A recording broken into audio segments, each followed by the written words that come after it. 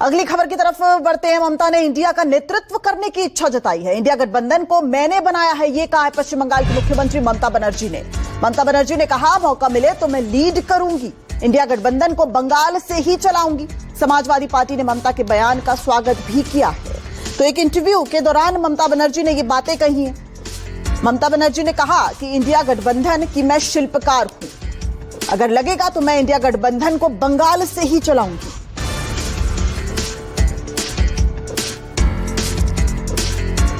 और इसके बाद विपक्षी इंडिया ब्लॉक में हलचल तेज भी हो गई है।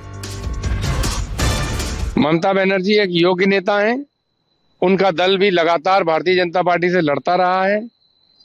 2024 के लोकसभा चुनाव में भी बंगाल की अहम भूमिका थी उत्तर प्रदेश के साथ, जिसने इंडिया गठबंधन को आगे बढ़ाया और भारतीय जनता पार्टी को पीछे जाना पड़ा। इसलिए हम लोगों का उनके प्रति समर्थन सहयोग हमेशा रहता है। अगर इंडिया गठबंधन के सारे घटकों में राय बनती है तो समाजवादी पार्टी को कोई समस्या नहीं होगी। हम लोग तो स्वागत करें। नीतीश कुमार भी ये चाहते थे कि इंडिया उनको चलाने की इजाज़त दी जाए, लेकिन ऐसा जब इतना बड़ा कोई ग्रुप बनता है, कोई अलायंस बनता है, तो फैसला किसी एक नेता या किसी एक पार्टी के हाथ में नहीं होता है। फैसला कंसेंसस से होता है, इत्तेफाक राय से होता है। जितने मेंबर्स हैं इंडिया के, ये फैसला सब एक साथ मिलके करेंगे कि कौन इसको चलाने का काम करेगा, कौन कन्वीनर होगा, अगर कोई चेयरमैन बनना है तो कौन चेयरमैन बनेगा। हजारों ख्वाहिशें ऐसी कि हर ख्वाहिश पे दम निकले। ये तो हर एक की ख्वाहिश हो सकती है कि मैं ही उसका चेयरपर्सन बनूं और मैं ही उसे चलाऊं, लेकिन ये संभव नहीं है। हम ममता जी की ये राय हमें मालूम है। हम सब चाहते हैं कि ममता जी इंडिया ब्लॉक की प्रमुख घटक रहे, हमारे साथ रहे, चाहे ममता जी हो, चाहे अरविंद केजरीवाल जी हो, हाँ, शिवसेना हो, हम सब लोग एक साथ हैं। कुछ थोड़े बहुत अगर मतभेद है, हम खुद कोलकाता में जाकर ममता दीदी से बात करने वाले हैं। और इसी बड़ी खबर पर लगातार बने हुए हैं। इस वक्त हमारे साथ न्यूज रूम से हमारे executive editor Sukesh Ranjan live जुड़ गए हैं। सुकेश जी, सीधा आपसे ही जानना चाहूंगी, क्योंकि अभी विधानसभा चुनाव और उपचुनावों के नतीजे आए हैं, ऐसे में ममता बनर्जी का यह बयान है, क्या कहता है? देखिए, लोकसभा चुनाव के बाद ऐसा लग रहा था कि विपक्षी एकता की जो धुरी है या विपक्ष की जो धुरी है वो कांग्रेस है। वो नेचुरल क्लेमेंट के तौर पे उभरे थे और राहुल गांधी को एलओपी जब बनाया गया तो ऐसा लगा कि पूरा इंडिया ब्लॉक उनके पीछे, पार्लियामेंट और पार्लियामेंट के बाहर और पार्लियामेंट के भीतर दोनों साथ खड़ा होगा। लेकिन जिस तरीके से ये स्वर उभर रहे हैं, पहले हरियाणा में हार हुई, उसके बाद महाराष्ट्र में बुरी हार हुई है गठबंधन की, उसके बाद से कांग्रेस का वजन थोड़ा हल्का हुआ है। कांग्रेस पे ये आरोप लगने शुरू हुए हैं कि वो अपनी तरह से एजेंडा, अपने हिसाब से एजेंडा तय करने लगी है, चाहे वो पार्लियामेंट के अंदर हो या बाहर हो। अभी सेशन भी चल रहा है, उनके लिए अदानी जो है वो पहला इशू है। वो अदानी के मुद्दे को हथियार बनाकर प्रधानमंत्री को घेरना चाहते हैं। ममता बनर्जी पहले से अदानी के मुद्दे को उठाने के पक्ष में नहीं है। उसके बाद अखिलेश यादव भी बहुत ज्यादा हाफ ऑन कर रहे हैं उस इशू पे, वो भी नहीं है।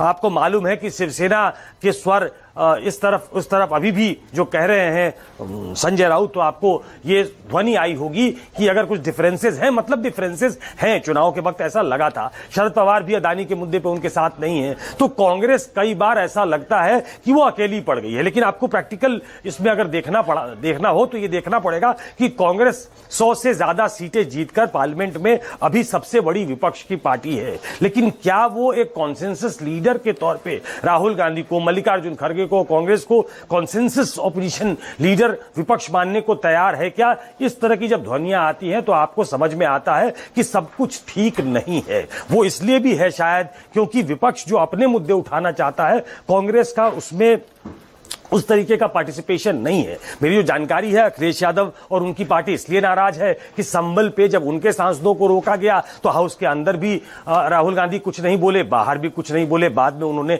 संभल जाने की चेष्टा की, कोशिश की। तो ऐसे मुद्दे जिन पे वो विपक्ष को अपने साथ खड़े देखना चाहते हैं, अपने पीछे खड़े देखना चाहते हैं, तो उनको सबको साथ लेकर चलना पड़ेगा और ये इनिशिएटिव आना चाहिए कांग्रेस की तरफ से।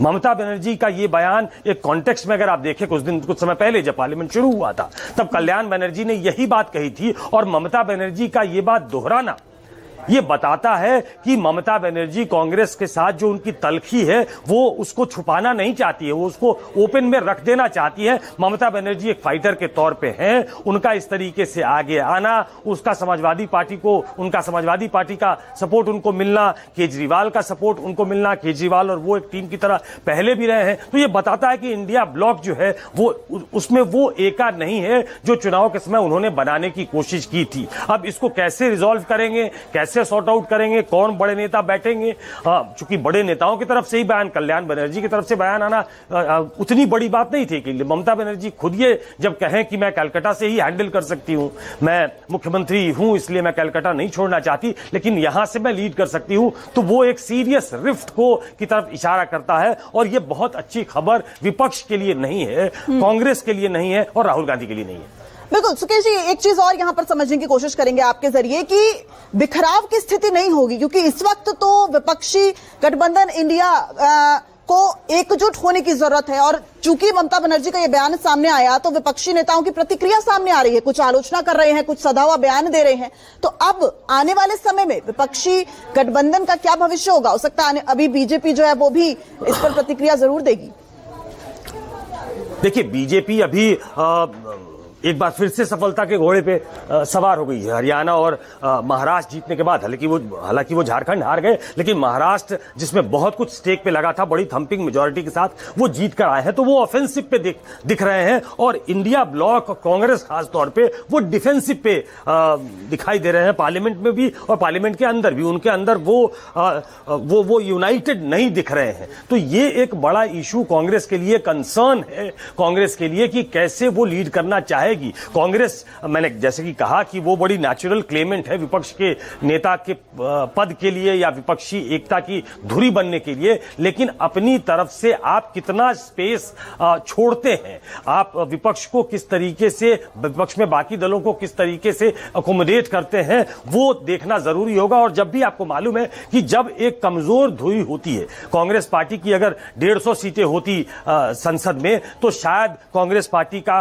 वो कॉन्फिडेंस जायज होता या वो क्लेम बहुत जायज होता, लेकिन बहुत तीसरे अटेम्प्ट में वो 100 की संख्या के आसपास पहुंचे हैं। तो ऐसे में जो बाकी कद्दावर नेता हैं इंडिया ब्लॉक के, वो अपना पाई, वो अपना जो पार्ट है वो ढूंढना चाहते हैं, वो अपनी अपोजिशन में जो उनका स्पेस है वो कहीं ना कहीं ढूंढना चाहते हैं, और सब मिलकर, चाहे समाजवादी पार्टी हो, चाहे केजरीवाल हो, चाहे ममता बनर्जी हो, वो चेक रखना चाहते हैं कांग्रेस पे कि आपके हिसाब से चीजें नहीं चलेंगी। तो बहुत अच्छी खबर इंडिया ब्लॉक के लिए नहीं है, लेकिन हकीकत यही है कि पार्लियामेंट के अंदर जिस तरीके का एका दिखना चाहिए विपक्ष की तरफ से, वो एका नहीं दिखाई दे रहा है। और अब जब बाहर इस तरीके की बातें बड़े नेताओं की तरफ से आने लगे, तब मैं कहता हूं कि वो एक सीरियस कंसर्न को रेज करता है। बहुत बहुत शुक्रिया सुकेश जी इस पूरी जानकारी के लिए।